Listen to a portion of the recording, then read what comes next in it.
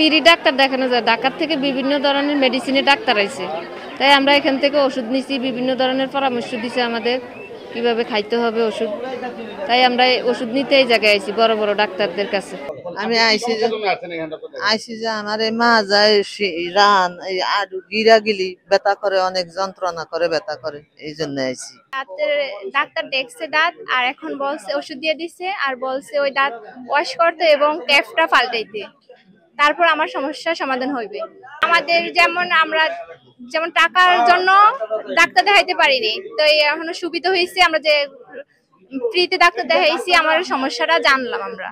মানুষ যেভাবে আপনার হতদরিদ্র মানুষের সংখ্যাই এখানে বেশি, তো এদের চিকিৎসার ব্যবস্থাটা অতটা উন্নত না হওয়ার কারণে আর্থিক অবস্থাটাও এখানে অনেকটা ম্যাটার করে। কারণ আর্থিক সচ্ছলতা না থাকার কারণে এরা বিভিন্ন দেশে যায়, বিভিন্ন বাইরে যায় চিকিৎসা করাইতে পারে না, যেমন ঢাকা, চট্টগ্রাম, বিভিন্ন জায়গায় যায় চিকিৎসা করাইতে পারে না।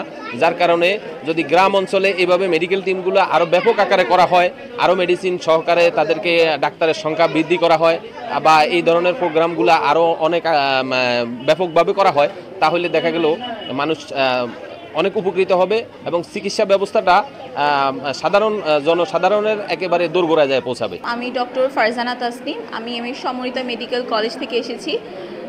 আজকে এই প্রত্যন্ত অঞ্চলে এসে এখানকার যে জনসাধারণ মানুষ যারা হচ্ছে গিয়ে প্রয়োজনীয় চিকিৎসা সেবাটা পায় না সব সময়, তাদের জন্য আমরা একটা মেডিকেল ক্যাম্পের আয়োজন করেছি।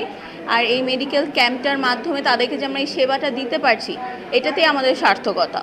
কারণ এই সাধারণ মানুষরা সবসময় চিকিৎসা পাচ্ছে না, তাদের যে প্রয়োজনীয় চিকিৎসাটা প্রয়োজন সবসময়।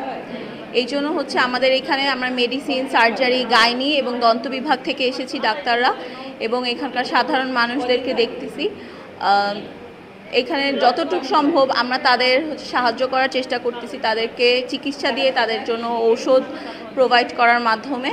তো এইটি আমাদের আশা যে ভবিষ্যতেও আমরা এরকম কিছু তাদের জন্য অ্যারেঞ্জ করতে পারবো, যাতে তাদের সুবিধা হয়, এই মানুষগুলো যেন তাদের প্রয়োজনীয় চিকিৎসা সেবাটা পেতে পারে।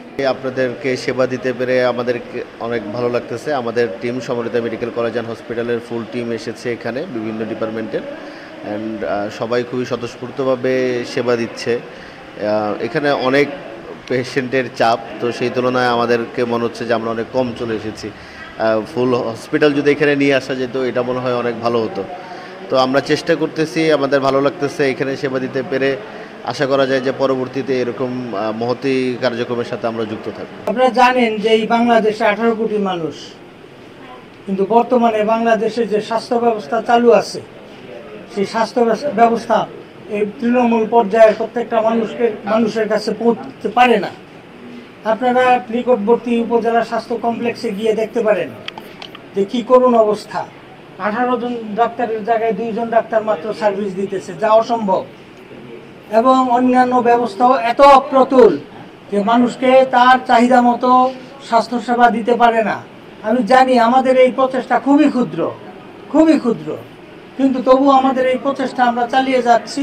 আমরা গ্রাম পর্যায়ে তৃণমূল মানুষের কাছে চলে আসতেছি, তাদেরকে আমরা যতদূর পারি আমরা সহায়তা করতেছি, চিকিৎসা দিচ্ছি, তাদের ঔষধ বিতরণ করতেছি, কিন্তু এটা খুবই অপ্রতুল।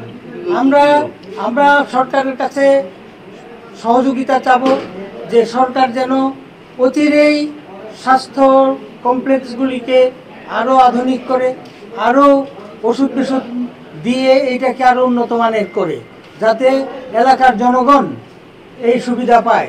বিশেষ করে ডাক্তারের পোস্টিং, 18টা পোস্টিং বিগত সময় বিএনপি সরকার 18 জন ডাক্তারের জন্য পদ সৃষ্টি করেছে একটা উপজেলা কমপ্লেক্সে, কিন্তু দুঃখের বিষয় যে গত অনেক বছর পর্যন্ত কোনো ডাক্তার অ্যাপয়েন্টমেন্ট নাই।